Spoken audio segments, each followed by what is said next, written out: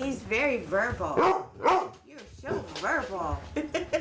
On a recent overcast morning, Marie winced as she moved with a walker around her tiny San Diego apartment. I have intractable migraines. All my joints are unstable, and so it's very painful with my body trying to grab on. I am just never comfortable. Even laying down can be painful. Marie didn't want her full name used to protect her medical privacy. The 52-year-old ex-government intel analyst is afflicted with 3 incurable diseases. She needs 15 medications just to get through the day. Doctors have approved her for a drug cocktail that would end her life peacefully, sparing her from what she called a Dante's Inferno of suffering in her final days. I love life, and I love people, but the pain and suffering is so bad. It wasn't easy for Marie to find a San Diego hospice that participated in California's 7-year-old End-of-Life Option Act. A 2022 law known as SB 380 requires all healthcare providers, including hospices, to post on their websites their policies on medical aid in dying.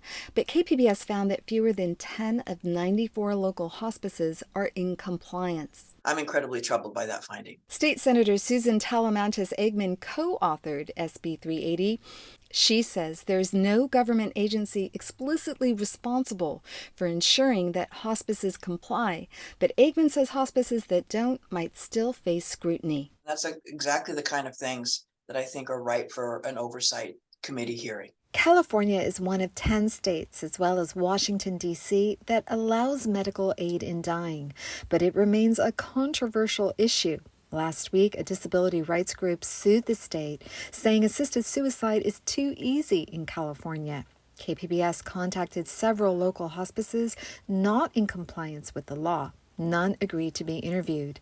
The California Hospice and Palliative Care Association also declined to comment.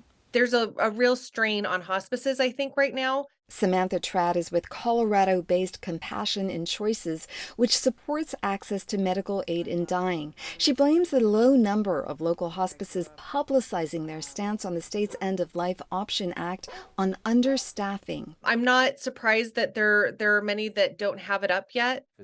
But Lonnie Shavelson, a physician and chairman of the Academy on Medical Aid in Dying, is puzzled. It's just fair to our patients who are dying to let them know what they're going to have available when they go into a hospice. That said, he is fine with SB 380's lack of an enforcement provision. I don't think it's our job at this moment to be police officers for hospices on this level.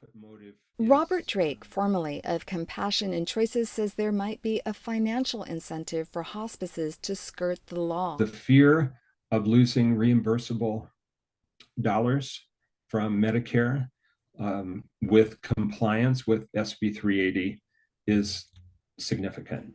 Marie says it's a travesty that not all hospices are abiding by the new law.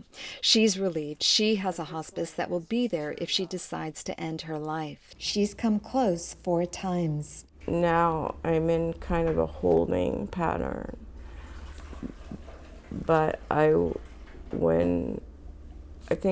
just know in my heart that when enough is enough. Amita Sharma, KPBS News.